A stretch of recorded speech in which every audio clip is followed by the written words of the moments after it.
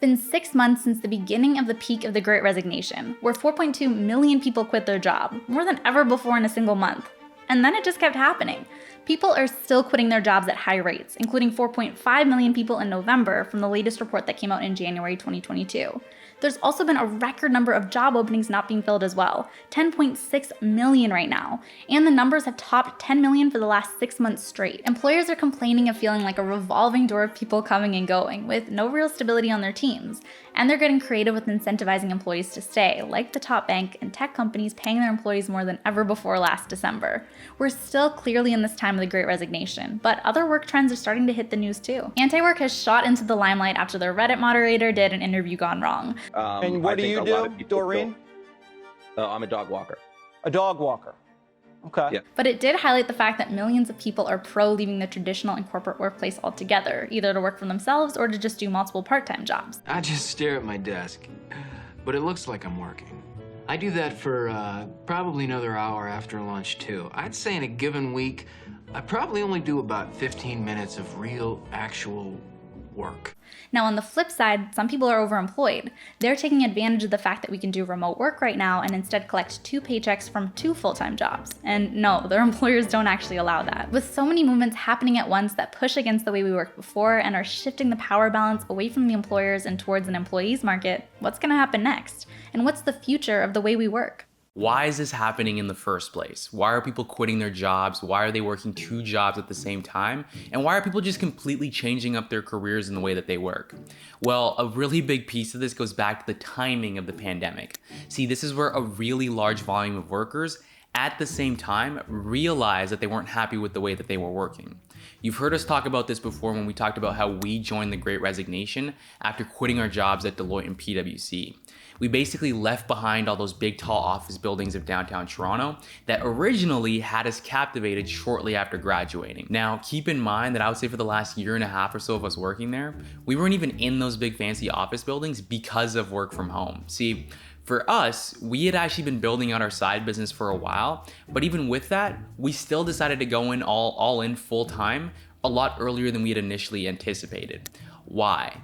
Well, we knew that we could get more value personally from what we were building. What's interesting is that a lot of people obviously felt the same way, right? Like we saw this huge rise in entrepreneurship. We saw people quitting their jobs to go work for themselves. We saw this influx of people talking about personal finance all of a sudden, an area that we all know we haven't gotten enough of in high school, college, university, in our careers, we're still not getting enough of. But we also saw people starting service-based businesses as well. What's cool but has also been flying under the radar has been the number of people that have left their jobs for another corporate job. Now this time, because the power has been on the employee side, they've been able to be more picky with the jobs that they're taking, and ideally they've been getting also higher salaries. At the same time, we've seen people on the news, people from these big corporations, and even in our own comments, saying that the people quitting their jobs, joining the anti-work movement, or even the overemployed movement are just lazy, they don't want to work, they just want to collect government assistance, and that they're actually taking advantage of the employers themselves and hurting our workforce. We personally always go back to the simple question of whose battle are you fighting? Are you fighting for no one to ever change up their path? Are you fighting for no one to ever know that there's other avenues that exist? Are you fighting for there to just be this one 9-to-5 model where the employer has all the power and no one can understand or even find out that there's other newer ways and more effective ways to actually work? One of the biggest changes and benefit to employees is obviously remote work and working from home. Now there's the whole conversation of whether or not you actually like working from home, but beyond that, it's also made jobs a lot more accessible to people who were maybe geographically constrained before, like there weren't certain jobs where they lived, and also it makes it more flexible for people's lifestyles, like if you have kids, for example. Also, because people in professional work have more choice right now, and because certain skilled workers are more in demand, it means that employers are willing to pay more to have those virtual seats filled, and not just filled by anyone, but filled by top talent. Now, for example, we saw in December, Goldman Sachs pay so much more out to their employees than ever before that it actually made an impact on their total revenue, which is a good thing. What this is doing is allowing employees to choose what they want. If you want more flexibility in remote work, then that option exists now. But if you want to go back to the way you were working before and maybe even return to the office full time, well, you're probably going to get paid more to do it. That's a win-win for everyone. And in the long run, it should probably be a win for employers too, because in theory, if people are setting into jobs that they want to do, either they're doing work they're passionate about or they're at least happy with their pay, pay and staying in a job even though they know they have options, that should be an increase in productivity as well.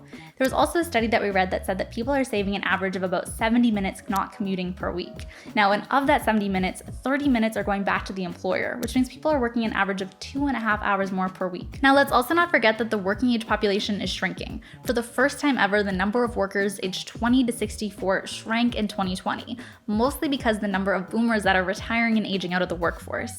Now, because of this, employers are forced to focus on hiring more and more younger employees. And also because the supply of jobs are up, it means that they're forced to put more training in at the entry level too. People have been complaining validly for a long time now that a lot of entry level jobs need like 3 to 5 years of experience. And we might, because of this, see this happening less and less over time. Overall, what we're seeing here is textbook supply and demand. The supply of workers is shrinking and the demand for workers is growing, which shifts the power to the employee. So what's the impact of this shift towards the employee? Obviously, everything that we've talked about so far has sounded really, really magical and really great, but is there a downside, right? Like when I look at this and I see things shaking up so dramatically and we're now giving more to the employee, isn't that a bad thing too? And listen, we're gonna get to that in a second here, but I think at first we have to remember that this has happened before. Even the 9-to-5 work model was new at one point, right? But we've also had periods in the past where we've been in an employee's market, so obviously none of this stuff is new.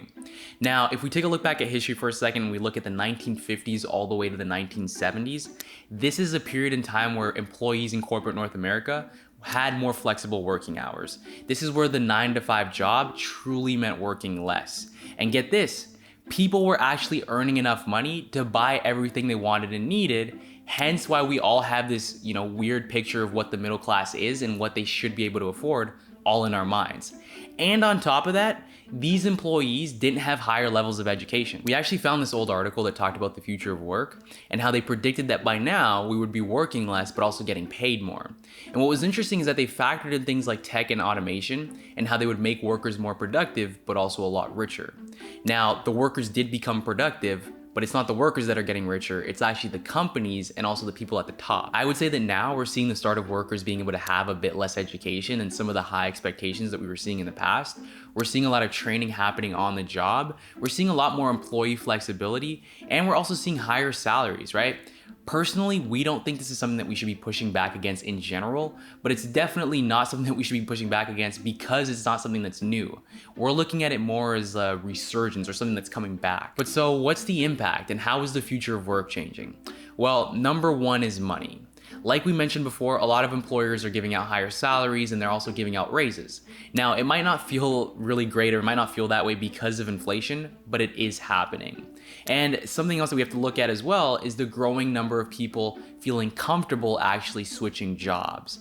The average salaries for people who switch jobs was actually a lot higher in the last 2 years than the number of people who are waiting on raises. And what's interesting about that one is that it might even change because a lot of employers are being forced to re-examine whether it actually makes sense to pay more to someone who's new as opposed to someone who's given you the dedication of actually being there for a while. We're literally in a time where employee retention is so important. Now, something that I think is really cool and is starting to happen a lot sooner than we thought is your salary staying consistent regardless of where you are. So we saw this happen back in 2020 where Seattle-based Zillow announced to their entire employee population that regardless of where you were, if you wanted to move, if you wanted to relocate, whatever, they would pay you the exact same salary that you were making. So this is interesting because obviously they didn't do it from a cost perspective, they did it from an employee retention perspective. Now, this is the complete opposite of the messaging that we were seeing on Wall Street with all the investment banks, which is kind of funny. Now, obviously this is becoming more and more important because of the whole employee retention thing, but I think if you can get paid top tech dollars, but also move to a lower cost of living state, like who wouldn't want that, right? Like that's crazy. Another impact is a conversation that we've heard for a long time now, but it's really picked up more and more lately, which is the 4-day work week. Now, we've already heard of this happening in other places, like in Europe, but what I think is pretty interesting about what's happening here is that some employers are actually offering reduced work hours to incentivize employees instead of raising their salaries, because it's a lower cost option for them. The thing is,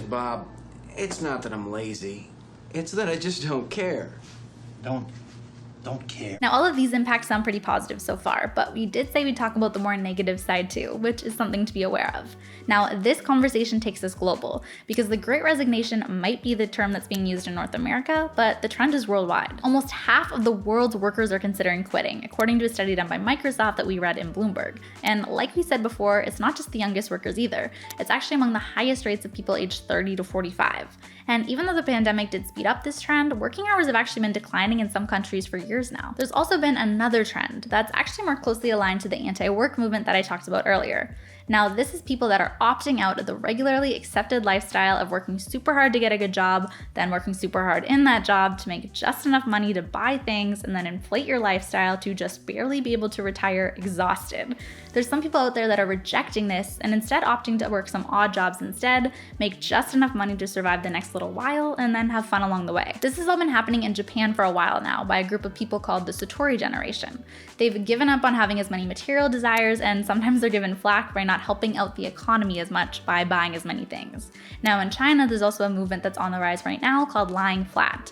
In this case, people have rejected the typical 9 to 5, or should I say 9 to 9 over there, and instead they're opting out, aka lying flat, of trying to get ahead at all. Now we have to remember that these trends are not going to be ending 9 to 5 work anytime soon. Most people are still doing those jobs, but by some people either rejecting the traditional workforce or by demanding different ways of working, it's going to benefit the people that are sticking to the old ways too. You know, overall, I think we all kind of understand that corporate life is never going to be the same, right? These terms like the Great Resignation, anti-work, overemployed, lying flat, all of these terms are going to be referenced in the future as a way to talk about everything that happened in the early 2020s. Basically, employees, taking things into their own hands and actually defining how they wanted to work. Now, how long or how big these movements are going to be, I have no idea. None of us have any idea, but yeah, we're gonna keep a close eye on it and just see how things go. Something else that I think you guys should look into is what's happening with minimum wage jobs. So what's interesting is that the reservation wage, which isn't the minimum wage, it's actually the lowest amount of money that a worker is willing to accept, has been 19% higher over the last couple of years for people without college degrees. Now, obviously that's big, and we're also seeing unions circling back into the picture in Canada and the US. So it'll be interesting to see how that plays out and whether that brings on positive change. But anyways, that's it for today's video. Hopefully you guys actually learned something new. And yeah, let us know your thoughts down below. Have you quit your job? Have you seen any changes at your office right now that are happening? Yeah, let us know down in the comment box below. And as usual, make sure you like down below, helps out the channel a ton. Make sure you subscribe right there in the corner. And if you haven't seen any of our previous videos, make sure you check them out next door. We will be back. You know the vibes. Let's go.